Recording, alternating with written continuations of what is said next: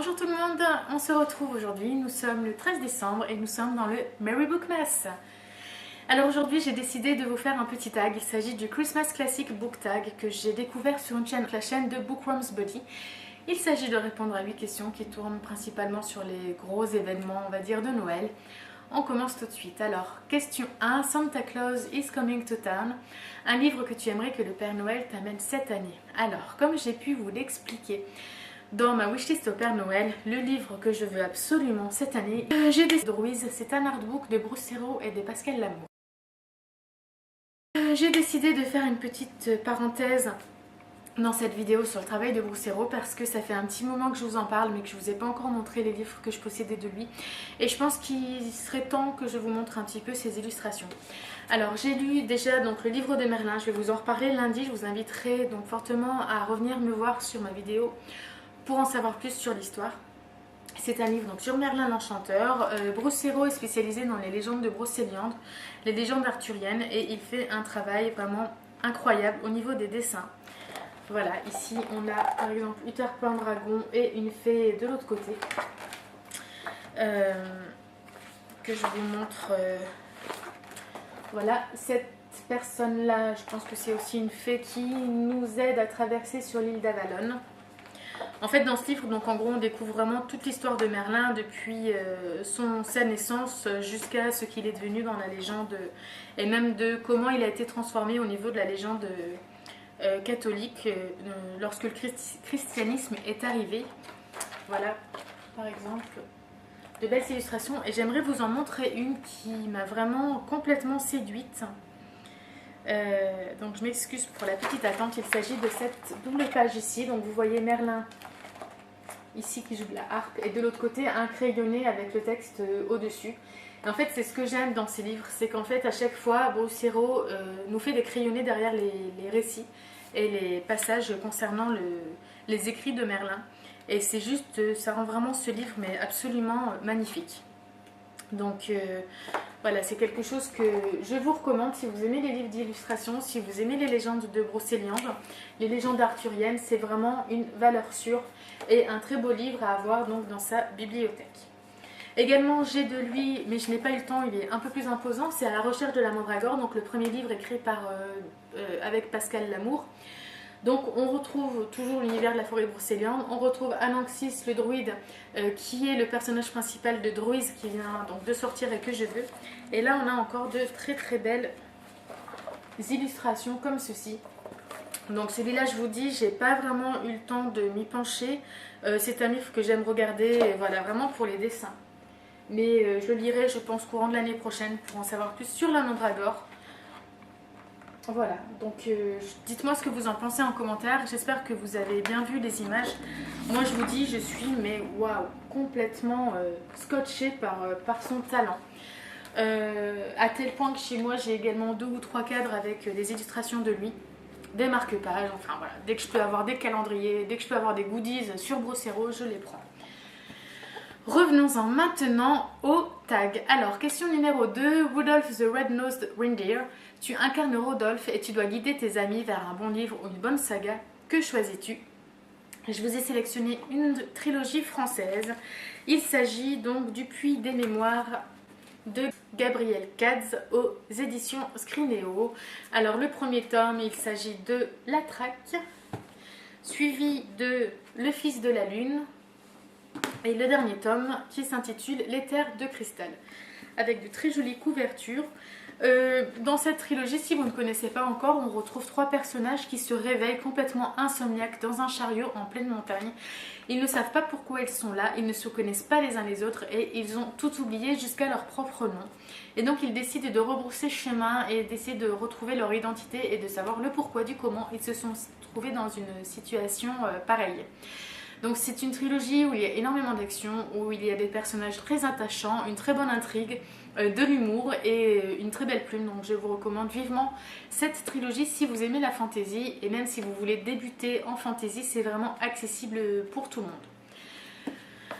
Ensuite, question 3, A Christmas Carol. Cite un livre que tu as relu, un livre que tu lis actuellement et un livre que tu as prévu de lire en 2015. Alors, Cette année, j'ai relu la trilogie de Insaisissable de Tahirih Mafi aux éditions Michel Lafon. Je l'ai relu, je crois, un petit peu à moitié avec Virginie, donc de The MM27. Je vous mettrai son lien en barre d'infos. Et c'est ma dystopie préférée. J'adore le style d'écriture, j'adore suivre. Donc c'est la narratrice, c'est Juliette, qui est enfermée depuis 264 jours et qui a une malédiction, c'est que dès qu'elle touche quelqu'un, elle le blesse, voire elle le tue. Donc elle a été internée en cellule pour éviter tout drame, mais elle va sortir et être prise en charge par le gouverneur qui veut l'utiliser comme une arme ultime. En tout cas, c'est ce que nous, lecteurs, on pense, c'est ce que Juliette pense. On est dans sa tête et on va suivre donc toute son histoire, tout l'univers dystopique qui se déroule, les rencontres qu'elle fait. Et c'est vraiment plein de surprises, c'est très bien écrit. J'aime beaucoup le style parce qu'en fait Juliette a tendance à barrer ses pensées pour en mettre d'autres et donc ça peut déstabiliser certains lecteurs. Moi j'ai complètement accroché et donc c'est une saga que j'aime beaucoup relire. Ensuite, un livre que je lis actuellement, donc je suis en plein dans La couleur des sentiments de Catherine Stockett. Je crois que j'en suis pas loin de la moitié. Je l'ai repris en e-book puisque j'avais des transports à faire, donc c'était beaucoup plus simple à transporter que cette petite brique. Et que vous dire, j'adore énormément. Je suis complètement captivée dès que je plonge dedans. Et voilà, je le lis en lecture commune, je vous en reparlerai également lundi. Un livre que j'ai prévu de lire en 2015, cette fois-ci il n'y en avait qu'un seul, mais je me suis concentrée sur une saga que j'ai envie d'avancer. J'ai lu que le tome 1 cette année, j'ai reçu les 4 autres tomes pour mon anniversaire au mois d'août, donc il s'agit de The Mortal Instrument, les tomes 2 à 5, de Cassandra Clare aux éditions Pocket Jeunesse. J'ai beaucoup aimé le tome 1, j'ai beaucoup aimé le film qui a été adapté, j'ai très envie de retrouver l'univers de Clary et de Jace et de retrouver un petit peu toutes ces créatures surnaturelles et voilà, j'espère que j'accrocherai à la suite des aventures et puis j'aimerais également lire les spin-offs si je suis prise à fond dans cette saga, donc c'est du fantastique jeunesse. Question numéro 4, Miracle on 34th Street, un livre que tu as réussi à finir par miracle. Pour moi c'était The Golem and the Genie d'Hélène Wecker, donc là c'est aux éditions Blue d'Or. C'est un livre que j'ai lu en VO, en lecture commune, et heureusement que c'était une lecture commune puisque ma binôme m'a permis de m'accrocher. Au début j'étais très intéressée. Pour le petit pitch, on a Shava qui est une golem, donc qui est née dans la culture juive et qui, suite à un transport, elle va à New York, son maître décède et elle va être recueillie par un rabbin qui va l'éduquer, qui va lui apprendre à rester discrète puisque il faut surtout pas que les gens sachent qu'il y a un golem en ville. Ça pourrait leur faire peur et c'est pas très courant, surtout à l'époque où ça se passe en 1899. De l'autre côté, il y a Ahmad qui est un génie, donc un être de feu qui lui a été qui est né donc de la culture islamique, qui se retrouve également à New York, et on va avoir une amitié entre les deux créatures. Alors moi je m'en attendais beaucoup plus au niveau de, on va dire, la différence de culture juive et islamique, et en fait j'ai trouvé qu'il y avait énormément de longueur et que tout ce que je recherchais à la base dans ce livre est arrivé très tard. Pourtant il y a de bonnes choses, il y avait vraiment moyen d'exploiter. C'est un livre qui a énormément de succès outre-Atlantique, donc peut-être que pour vous ça marchera mieux, mais moi en tout cas il m'a fallu beaucoup de courage pour le terminer. Ensuite, The Polar Express, un livre que tu as lu si vite et que tu aimerais qu'il dure pour toujours. Eh bien, je vous ai sélectionné ma saga préférée, Chasseuse de la nuit, de Janine Frost, aux éditions Milady, collection Bitlit. C'est le dernier tome de Kat et de Bones et c'était très difficile. Et encore, je l'ai fait durer parce que je savais que c'était le dernier, qu'après, il n'y en aurait plus. Et malgré tout, je l'ai lu quand même trop vite. Et voilà, je pense me refaire la saga dès que je pourrai parce que j'adore tout simplement les personnages, je sais pas si vous voyez bien, l'univers, les intrigues, tout.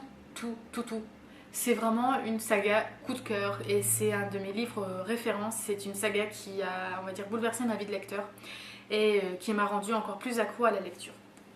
Ensuite, question numéro 6. How the Grinch Stole Christmas. Si tu voulais une série de livres, ce seraient lesquels? Donc j'en ai sélectionné 2. J'ai sélectionné un one shot. Ce serait Aristotle and Dante Discover the Secret of the Universe de Benjamin Alir Sáenz. Comme vous savez, mon coup de cœur phénoménal de l'année 2014. Et je vous ai sélectionné également une trilogie. Il s'agit de Fils des brumes de Brandon Anderson. Donc une trilogie fantasy que j'ai découvert également en début d'année et qui m'a complètement conquise et que je n'ai pas encore en livre. Question numéro 7, Frosty the Snowman, un livre qui a fait fondre ton cœur. Une des plus belles romances que j'ai lues cette année, il s'agit de la trilogie irrésistible Alchimie de Simone Elkeles. Donc c'est de la romance young adulte. Et Simone Elkeles, moi c'est une femme qui arrive à chaque fois à me redonner ce sentiment de premiers émois amoureux, de me faire fondre mon cœur à chaque fois par rapport au personnage, même si ça peut être très cliché. Ça marche, elle a un style d'écriture très bon, elle alterne les narrations, ce qui fait qu'on arrive à être vraiment des deux côtés des personnages. Et voilà, et donc là cette année c'était Irrésistible Attraction qui m'a beaucoup plu. Donc c'est le frère cadet. Et voilà, donc je vous conseille également Simone Elkeles si vous ne connaissez pas et que vous aimez les romances qui vous font papillonner. Enfin, question numéro 8, The Santa Claus, un livre que tu as lu et tellement apprécié que tu as immédiatement cru au talent de l'auteur. Eh bien, je vais vous sortir donc Samantha Bailly. Donc ça c'est le livre que je lis actuellement. Je n'ai pas le premier livre que j'ai lu d'elle, c'était Ce qui nous lie. Donc de la romance contemporaine avec un brin fantastique. J'ai tout de suite adhéré à son style. J'ai tout de suite été scotchée par l'imagination qu'elle avait, notamment pour Oraison, qu'elle a écrit quand elle avait 17 ans et qu'elle était au lycée. Et quand on voit le pavé qu'elle a fait et tout l'univers qu'elle a construit, que ce soit voilà, la religion, le commerce, la politique, tous les personnages qui alimentent son univers, moi je suis complètement admirative de son travail et du coup j'ai lu quasiment tous ses livres. Donc là je suis dans son dernier paru et je crois qu'il me reste aussi Les lignes de vie à lire que j'ai récupéré donc en e-book. Et voilà, c'est une auteure que je suivrai vraiment pour très longtemps. Également j'avais pensé, mais j'ai oublié de prendre le livre, mais je voulais vous présenter donc De fièvre et de sang de Sir Cédric, que j'ai lu l'année dernière et je ne suis pas très thriller, mais Sir Cédric a réussi à me captiver très vite. J'ai lu 2 livres de lui aujourd'hui, j'aime beaucoup. Il est vraiment très doué dans les détails, les précisions, nous faire imaginer ce qui se passe, les scènes, et du coup avec des personnages attachants et complexes. Et du coup c'est pareil, Sir Cédric c'est un auteur que j'ai bien envie de suivre au fil de ses écrits. Voilà, donc ce petit tag est terminé. Donc je tag mes copines du Merry Bookmas ainsi que toute personne qui passera par là, qui ont envie de le reprendre. Mais pour citer quelques noms, j'aimerais bien voir Lanila Books, Patatra, Harmonie, Les Chroniques de Qui a tout lu, Treki et Bubble Girl et Harmonie, Petite Sorcière. Voilà, j'aimerais beaucoup voir vos réponses, donc si vous passez par là, ce serait super que vous le refassiez. Voilà, c'est tout pour cette vidéo Merry Bookmas. Sur ce, moi je vous laisse. Je vous dis à très vite pour une nouvelle vidéo et passez un très bon week-end.